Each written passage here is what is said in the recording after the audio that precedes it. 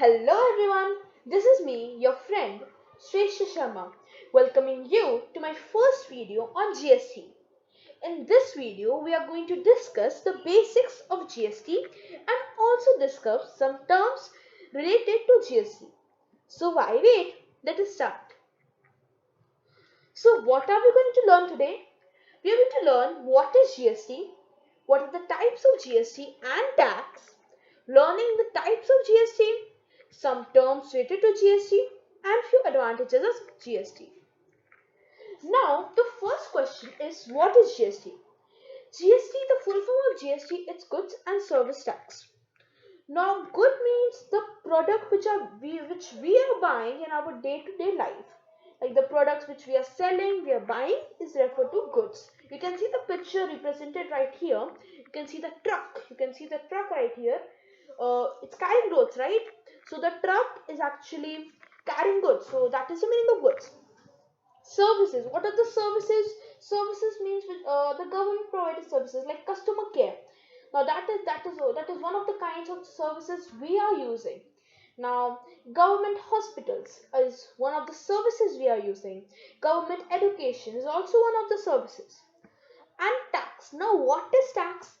Tax is basically some amount of money which we pay to the government for our own betterment, like we are providing the money to the government and government is actually using that money for the the improvement of roads, facilities, different kind of facilities, then the improvement of government education and security, paying the salary of policemen and then many army officials, then some government officials too.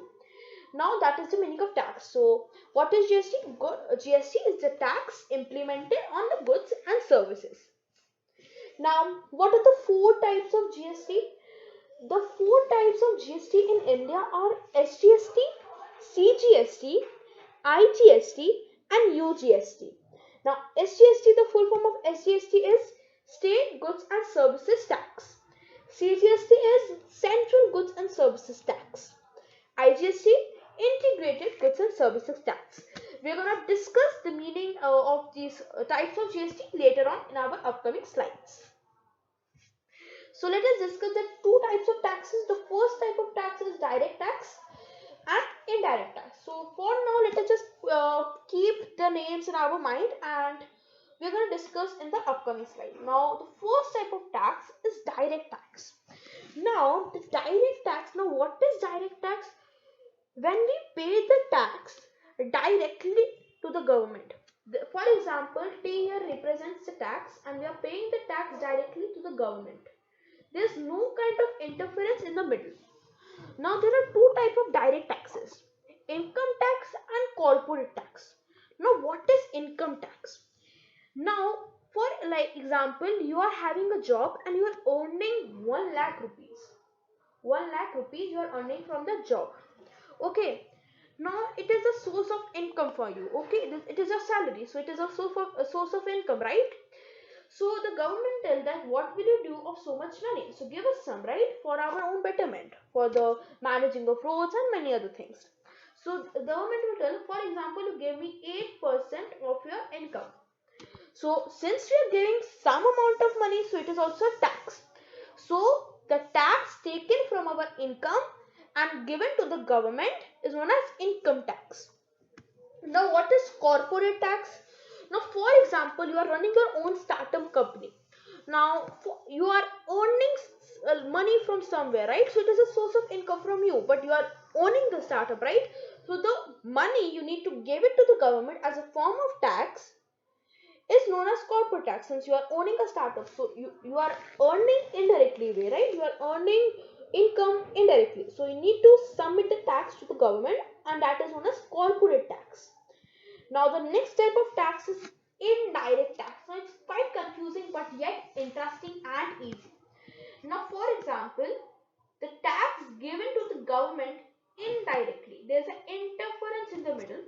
Now let this interference be a C, better say a company. Now I've given you an example of a company, Aurora Pens. Okay. Now this is the company Aurora Pens. It is manufacturing pens.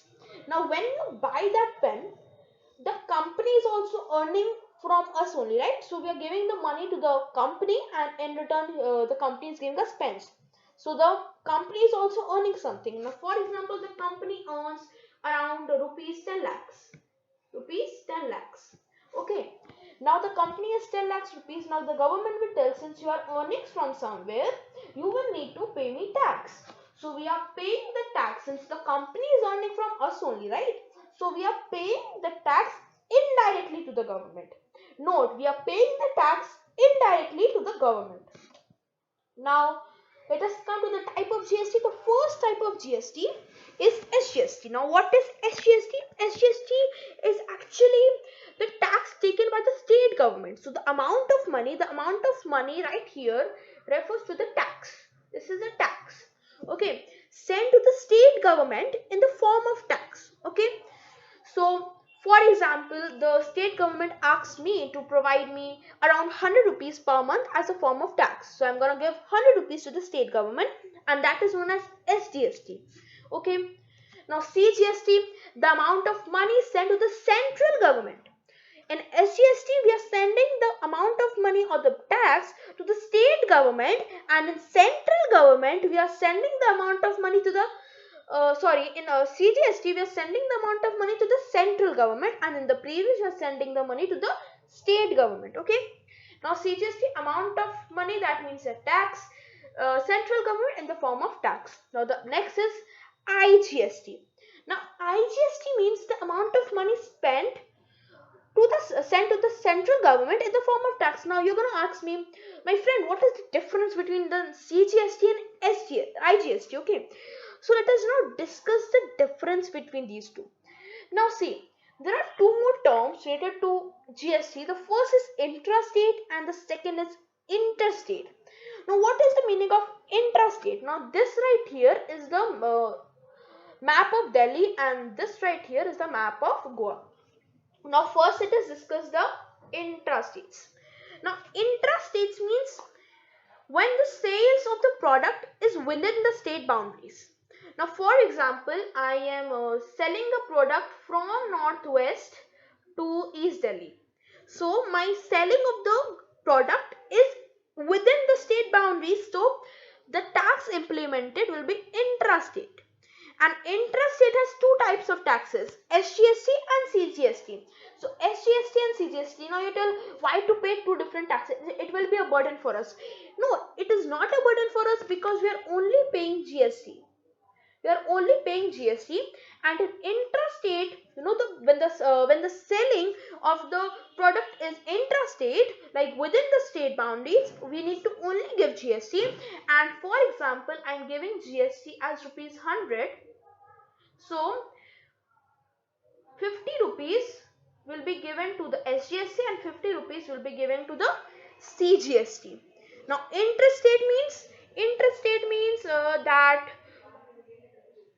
interstate means when the selling of the product is between two states. I repeat, when the selling of the product is between two states. If I'm selling a product from Delhi to Goa, then interstate tax will be implied, and for that IGST is implied. So I do hope that the difference between CGST and IGST is quite clear. Let me just quickly repeat. Intrastate means when the selling of the product is within the state boundaries, and interstate means when the selling of the product is between two states. Okay, intrastate have two types of tax implemented, SGST and CGST. Now for example, if I am giving GST of 18%, then 9% of the GST will be sent to the state government or SGST, and the other 9% will be forwarded towards the central government. Now for interstate, IGST is applied and the money is directly taken by IGST. So for example, if I am giving 18% GST, then the full 18% is sent to the IGS, the central government. There's no the burden of SGST and CGST right here. Okay. So now let us move on to the advantages of GST. The first advantage is ease of doing business.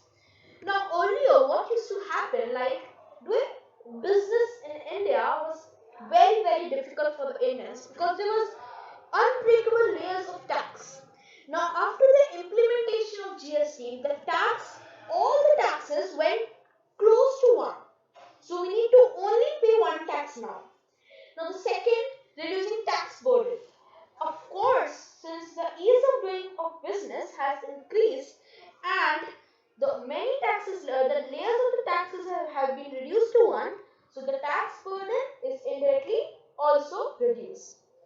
Now, the transparency, regularity, and predictability of the tax system. Now, tax system earlier it was very difficult for us to understand the system. The regularity was also not kind of stable, and we can't even predict at what high amounts the government asks us for the tax. So now after the implementation of GST, the tax system is transparent, regular, and predictable. Okay, so now let us move on. Now coming to an end, make sure you to ask your doubts in the comment section or in the Google form provided in the description box. Thank you so much guys. Meet you in the next video.